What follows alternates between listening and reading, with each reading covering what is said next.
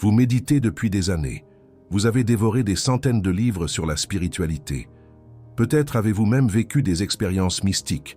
Et malgré tout, il existe un secret que vous cachez à tous. Un désir que vous considérez comme honteux. Une pulsion qui semble contredire tout ce en quoi vous croyez. Le désir sexuel. Pourquoi les personnes spirituellement éveillées ressentent-elles une telle honte à ce sujet? Pourquoi plus vous devenez conscient, plus ce conflit semble grandir? Et pourquoi personne n'en parle ouvertement? Feng Shui a dit quelque chose qui a choqué des millions de personnes. Il a dit que le sexe n'est pas l'opposé de la spiritualité. Le sexe est la graine même dont la spiritualité naît, réprimée. Il devient perversion, accepté avec conscience. Il devient prière. Mais avant de révéler pourquoi les âmes en quête de lumière luttent secrètement avec le désir sexuel et ce qu'Osho a découvert sur la transformation de cette énergie, je dois vous faire comprendre quelque chose de fondamental, quelque chose que les religions vous ont caché pendant des millénaires. Si vous regardez cette vidéo, ce n'est pas un hasard. Votre âme avait besoin d'entendre cela aujourd'hui. S'il vous plaît, laissez votre j'aime maintenant, commentez d'où vous regardez et abonnez-vous à la chaîne, parce que ce que je vais révéler dans les prochaines minutes peut changer complètement votre relation avec votre propre corps, votre propre énergie, votre propre éveil. Commençons par le commencement. Commençons par le mensonge, le grand mensonge religieux. Pendant des milliers d'années, les religions ont enseigné que le corps est l'ennemi de l'esprit, que la chair est faible, que le désir sexuel est péché, que, pour s'approcher de Dieu, vous devez nier votre humanité. Des moines se flagellaient, des nonnes portaient des cilices, des prêtres faisaient vœu de chasteté, et tous, absolument tous, vivaient en guerre contre eux-mêmes. Osho demandait « Si Dieu a créé le corps, pourquoi serait-il péché? Si Dieu a créé le désir sexuel, pourquoi serait-il honteux? Si Dieu a créé la capacité de plaisir, pourquoi l'utiliser serait-il contre Dieu? » La réponse est simple, mais dévastatrice. Les religions ne voulaient pas de personnes libres, elles voulaient des personnes coupables, parce que les personnes coupables sont contrôlables. Les personnes qui ont honte de leur propre corps sont faciles à manipuler. Dites à quelqu'un que son désir le plus naturel est un péché, et vous aurez un esclave pour toujours. Osho appelait cela la grande conspiration contre l'humanité. Faites en sorte que les gens détestent leur corps, et ils ne trouveront jamais la paix. Maintenez-les en guerre éternelle contre eux-mêmes, et ils auront éternellement besoin de vous pour les pardonner. Pensez-y un instant. Quel est le désir le plus universel qui existe? Quelle est l'énergie la plus puissante qui habite le corps humain? Et c'est exactement cette énergie que les religions ont transformée en péché. Ce n'est pas une coïncidence, c'est une stratégie.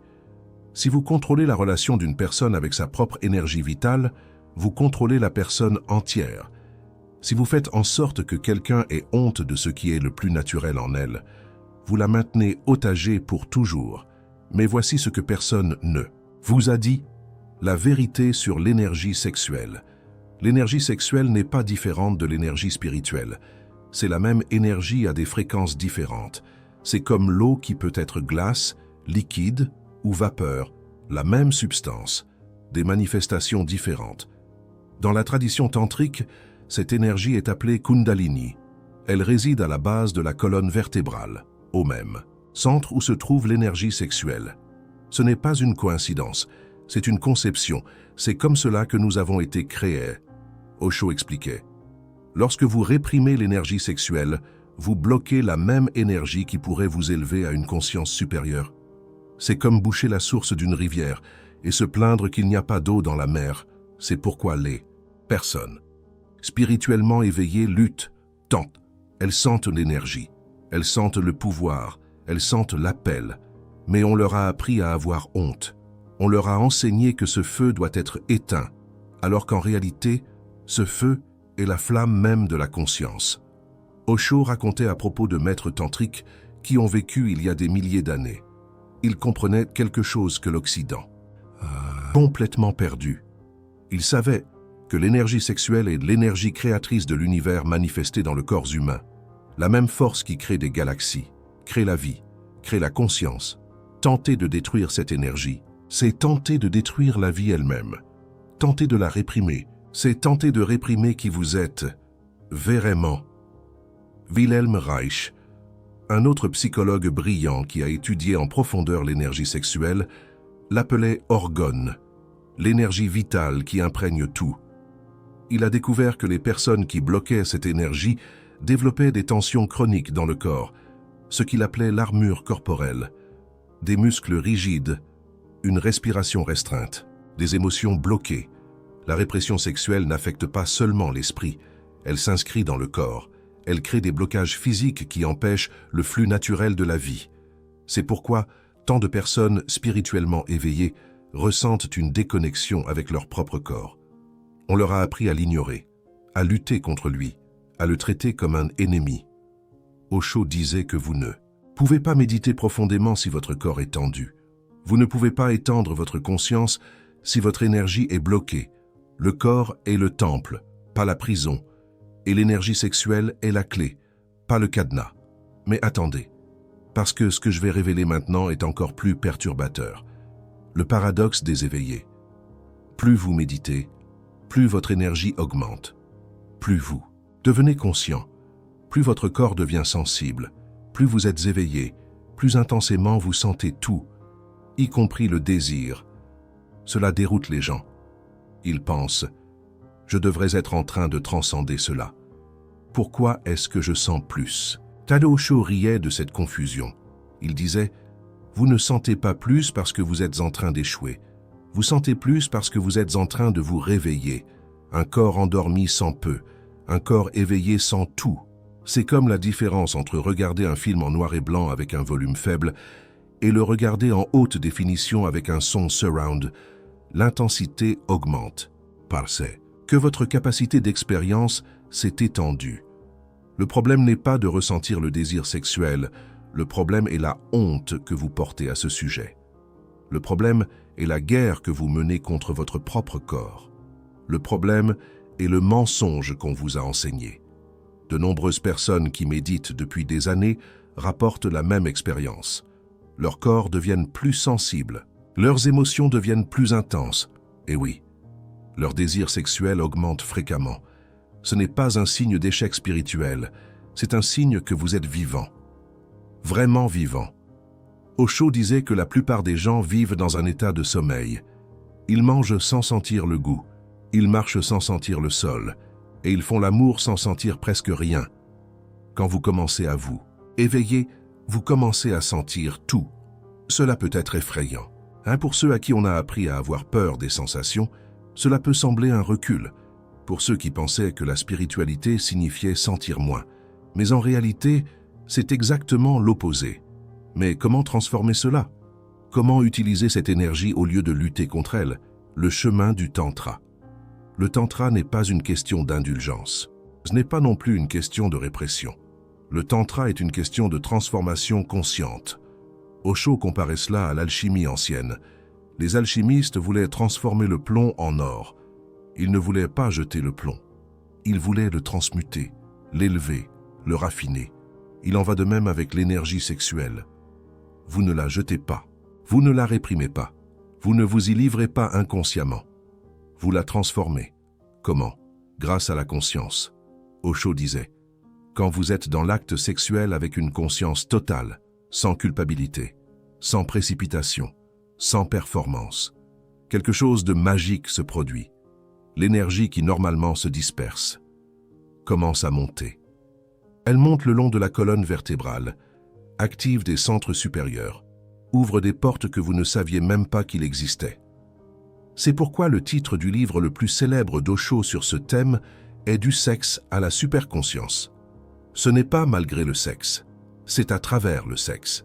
C'est en utilisant l'énergie la plus puissante que nous ayons, comme carburant pour l'éveil.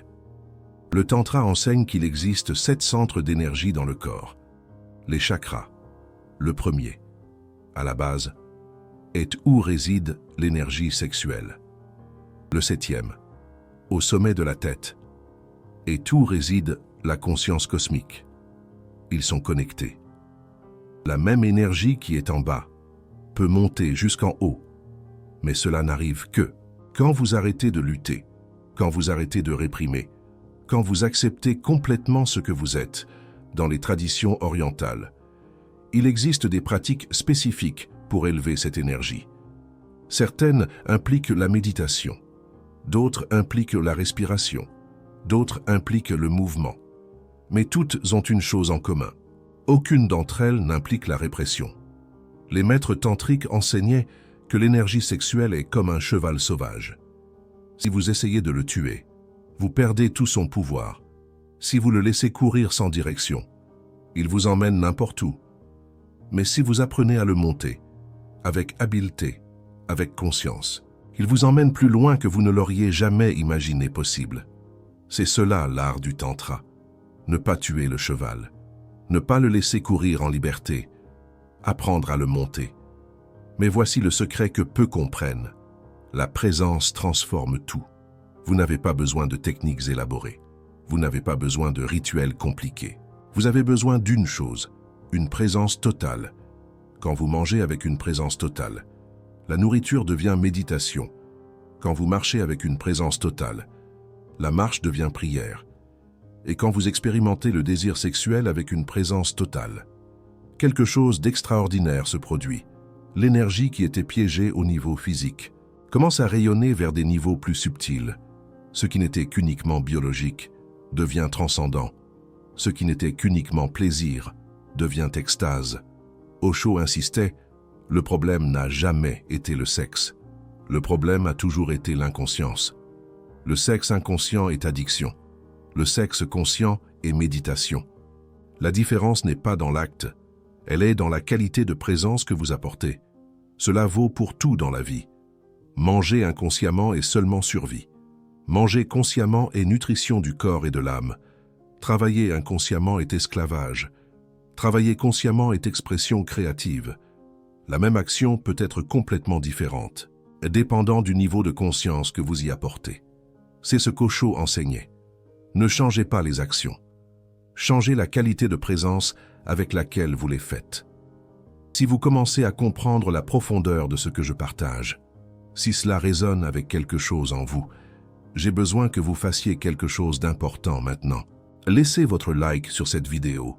Cela aide plus de personnes à trouver ce message. Et partagez dans les commentaires ce que vous ressentez en ce moment. Et maintenant vient la partie la plus importante. Pourquoi vous luttez secrètement? Vous luttez secrètement parce que vous portez deux programmations conflictuelles. La première programmation dit « Le sexe est péché, le désir est honte, votre corps est l'ennemi ». La deuxième programmation, votre programme original d'usine, dit « L'énergie sexuelle est vie, le désir est créativité, votre corps est un temple ». Ces deux programmations se battent à l'intérieur de vous. L'une est artificielle. Elle a été installée par les religions et la société. L'autre est naturelle. C'est votre véritable nature. Quand vous vous éveillez spirituellement, la programmation naturelle devient plus forte, mais la programmation artificielle ne disparaît pas automatiquement. Elle est profondément enracinée, chargée de générations de culpabilité. C'est pourquoi la lutte. Vous sentez l'appel naturel, mais vous portez toujours la culpabilité artificielle. C'est comme appuyer sur l'accélérateur et le frein en même temps. Le moteur hurle, mais vous ne bougez pas. Osho disait, le premier pas vers la transformation est d'arrêter de lutter. Acceptez que vous ayez un désir sexuel. Acceptez que c'est naturel. Acceptez que c'est ainsi que vous avez été créé. L'acceptation ne signifie pas l'indulgence aveugle. L'acceptation signifie arrêter la guerre. L'acceptation signifie reconnaître que cette énergie est la vôtre, qu'elle fait partie de vous, qu'elle est le carburant pour votre croissance. Beaucoup de chercheurs spirituels vivent dans un conflit constant. Le jour, ils méditent et cherchent l'illumination. La nuit, ils se sentent coupables de leurs désirs. Ils passent leur vie divisée, jamais entiers, jamais en paix. Osho demandait, « Comment pouvez-vous trouver la paix si vous êtes en guerre avec vous-même? Comment pouvez-vous vous éveiller si la moitié de vous essaie de faire taire l'autre moitié? Comment pouvez-vous être entier si vous rejetez des parties essentielles de qui vous êtes? La division interne est le plus grand obstacle à l'éveil. Tant que vous êtes divisé, votre énergie est divisée. Tant que votre énergie est divisée, vous n'aurez jamais assez de force pour traverser les barrières de l'inconscience. Osho comparait cela à une personne essayant de sauter un abîme. Si elle utilise toute sa force, elle peut réussir. Mais si la moitié de sa force se bat contre l'autre moitié, elle tombe au milieu. C'est exactement ce qui arrive avec les chercheurs divisés. Ils n'arrivent jamais de l'autre côté. Et quand vous arrêtez de lutter, quelque chose de miraculeux se produit, la transformation naturelle.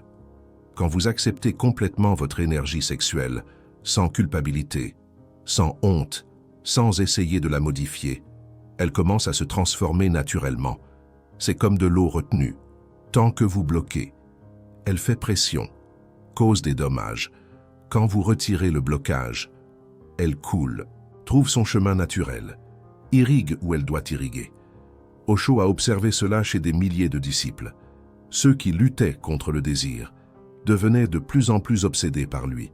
Ceux qui acceptaient totalement commençaient naturellement à transcender, non pas parce qu'ils se forçaient, mais parce que l'énergie, quand elle flue librement, naturellement cherche des niveaux plus élevés, et c'est la nature même de l'énergie.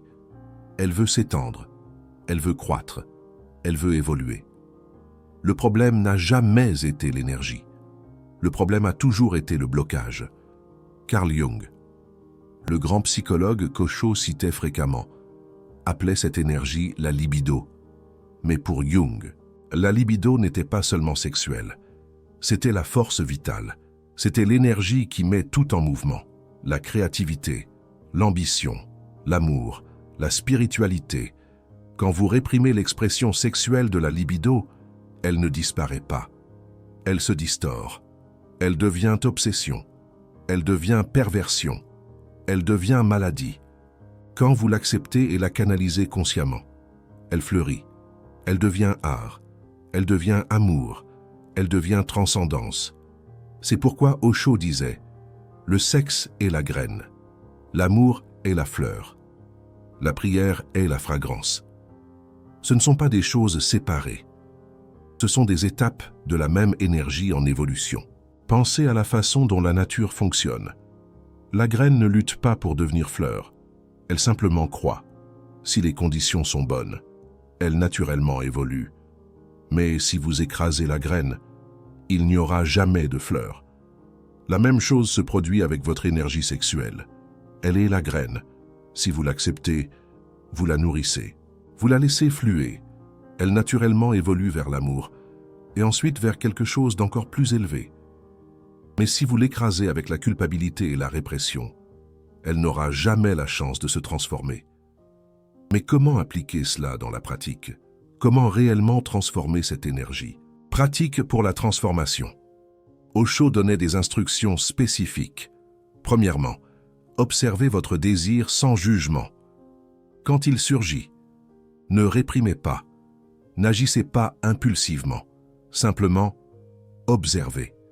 Voyez où il commence dans le corps, voyez comment il se meut, voyez l'énergie brute qu'il charrie. L'observation est le premier pas vers toute transformation. Vous ne pouvez pas transformer ce que vous ne connaissez pas. Vous ne pouvez pas changer ce que vous ne voyez pas clairement. Avant toute chose, observez. Deuxièmement, respirez profondément. La respiration est le pont entre le corps et la conscience. Quand vous respirez profondément tandis que vous sentez le désir, l'énergie commence à se distribuer dans le corps tout entier, au lieu de rester concentré en un point. Les anciens yogis le savaient. La respiration consciente peut mouvoir l'énergie dans le corps. Elle peut distribuer ce qui est concentré. Elle peut élever ce qui est en bas. Troisièmement, relaxez-vous au lieu de vous contracter. La tendance naturelle quand nous sentons un désir fort est de nous contracter, de nous tendre. Osho enseignait l'opposé. Relaxez-vous complètement. Laissez l'énergie fluer à travers tout votre être. La tension bloque. Le relâchement permet le flux. Quand vous vous relâchez au milieu du désir, l'énergie a l'espace pour se mouvoir, pour s'étendre, pour se transformer. Quatrièmement, amenez de l'amour dans l'équation. Le désir sans amour est seulement biologie. Le désir avec amour est transformation. Même si vous êtes seul, amenez la qualité de l'amour dans votre expérience. L'amour est le catalyseur. C'est l'ingrédient secret qui transforme le désir en quelque chose de sacré. Sans amour, il demeure seulement physique. Avec amour, il devient spirituel. Cinquièmement, et le plus important, n'ayez pas de hâte. La hâte est l'ennemi de la transformation. Quand vous ralentissez, quand vous êtes totalement présent, quand vous ne courez pas vers un objectif, l'énergie a le temps de s'élever. La plupart des gens sont toujours pressés de terminer, pressés d'arriver, pressés d'atteindre le prochain moment. Cette hâte empêche toute transformation réelle. Elle maintient tout au niveau le plus superficiel. Ce ne sont pas des techniques pour supprimer le désir. Ce sont des techniques pour l'expanser, pour le raffiner, pour le transformer en quelque chose de plus grand que lui-même. Et maintenant, la révélation finale. Le secret qu'Osho a découvert après des décennies à observer des chercheurs spirituels. Osho est arrivé à une conclusion surprenante. Les personnes les plus réprimées sexuellement étaient les plus obsédées par le sexe, et les personnes les plus libres sexuellement étaient celles qui transcendaient le plus facilement, non pas parce qu'elles s'adonnaient à la luxure, mais parce qu'elles n'avaient pas de conflit. Elles ne dépensaient pas d'énergie à lutter contre elles-mêmes. Toute l'énergie était disponible pour la croissance. Osho racontait l'histoire d'un moine qui méditait depuis 40 ans. Il vivait dans un célibat absolu, jeûnait constamment, flagellait son corps quand il sentait le désir. Et pourtant, à l'heure de sa mort, tout ce qu'il voyait étaient des visions de femmes nues, 40 ans de répression, et à la fin, l'énergie réprimée a explosé. Ce qu'il a lutté toute sa vie pour cacher a dominé ses derniers moments. La guerre n'a jamais été gagnée, elle a seulement été ajournée. D'un autre côté, Osho connaissait des personnes communes qui vivaient leur vie sexuelle naturellement, sans culpabilité, et quand elles méditaient, elles entraient en état profond de conscience avec facilité. La différence, l'une portait un conflit, l'autre portait la paix. Cela ne signifie pas que vous devez partir à l'aventure en vous livrant à n'importe quel désir. Cela signifie que vous devez cesser de vous torturer. Cela signifie que vous devez accepter votre humanité. Cela signifie que vous devez utiliser votre énergie au lieu de la gaspiller dans une guerre intérieure. L'éveil spirituel n'est pas une question de devenir moins humain. Il s'agit de devenir totalement humain. Il s'agit d'embrasser toutes vos énergies, toutes vos dimensions, toute votre vie. Osho disait que la personne véritablement spirituelle n'est pas celle qui nie le corps. C'est celle qui inclut tout. C'est celle qui est si vaste que rien ne reste dehors. Ni le plus haut, ni le plus bas. Tout est embrassé, tout est accepté, tout est transformé. Et quand vous faites cela, quand vous cessez de lutter, quand vous acceptez, quand vous transformez consciemment, le désir ne disparaît pas. Il évolue. Ce qui était un feu qui brûlait devient une lumière qui illumine. Ce qui était une urgence qui asservissait devient un pouvoir qui libère. Ce qui était une honte cachée devient une célébration ouverte de la vie. L'intégration finale. Osho disait « Je n'enseigne pas l'antisexe, je n'enseigne pas le pro-sexe. J'enseigne la transcendance à travers l'acceptation. J'enseigne que vous êtes plus grand que n'importe quelle énergie que vous charriez, mais vous ne découvrez cela que quand vous cessez de lutter. C'est cela la clé. Vous êtes plus grand que votre désir. Vous êtes la conscience qui peut observer le désir. Vous êtes l'espace où le désir surgit et disparaît, mais vous ne découvrez cette vastitude que quand vous cessez de vous identifier à la lutte, tandis que vous luttez, vous êtes petit. Vous êtes le soldat en guerre éternelle. Quand vous cessez de lutter, vous découvrez que vous êtes le champ de bataille entier, et plus encore, vous êtes le ciel au-dessus du champ, infini, vaste, toujours en paix. Alors la prochaine fois que vous sentirez le désir, et que la honte viendra avec, souvenez-vous, ce désir n'est pas votre ennemi. Cette énergie n'est pas un péché. Ce feu, c'est le même feu qui peut illuminer votre conscience. On vous a trompé toute votre vie. On vous a dit que votre corps était une honte. On vous a dit que votre désir était une faiblesse. On vous a dit que pour être spirituel, vous deviez nier la moitié de ce que vous êtes. Osho a dit la vérité. Vous êtes un être complet, esprit et corps. Conscience est énergie. Transcendance est humanité. Ne choisissez pas. Intégrez. Ne luttez pas. Transformez. N'ayez pas honte. Célébrez. Parce qu'au final, la spiritualité la plus haute n'est pas celle qui nie la vie, mais celle qui l'embrasse totalement, conscient à chaque instant, présent dans chaque expérience, éveillé dans chaque cellule. Vous pouvez être complètement spirituel et complètement humain. Vous pouvez méditer profondément et ressentir le désir intensément.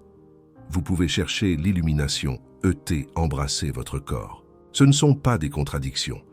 Ce sont des parties du même tout. Osho a vécu cette intégration. Il n'a jamais rien nié de ce qui était humain. Il a tout embrassé, tout transformé. Et c'est pourquoi ces paroles ont autant de pouvoir. Parce qu'elles viennent de quelqu'un qui a cheminé sur cette voie. Pas seulement parler d'elle. Si cette vidéo a ouvert vos yeux, si Osho a parlé à votre cœur, laissez votre j'aime maintenant. Partagez avec quelqu'un qui a besoin d'entendre ça. Et commentez ci-dessous.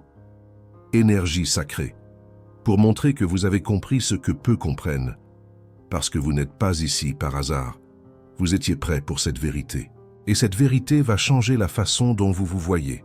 Pour toujours. À la prochaine vidéo. Continuez à méditer. Continuez à questionner. Continuez à vous éveiller. Et souvenez-vous toujours de ce qu'Osho a enseigné. Le sexe réprimé devient perversion. Le sexe accepté avec conscience devient prière. Le choix a toujours été le vôtre. Vous n'avez plus besoin de vivre en guerre. Vous n'avez plus besoin de ressentir de la honte. Vous n'avez plus besoin de cacher qui vous êtes, vraiment. La vérité vous a libéré aujourd'hui. Maintenant, il vous appartient de vivre cette liberté.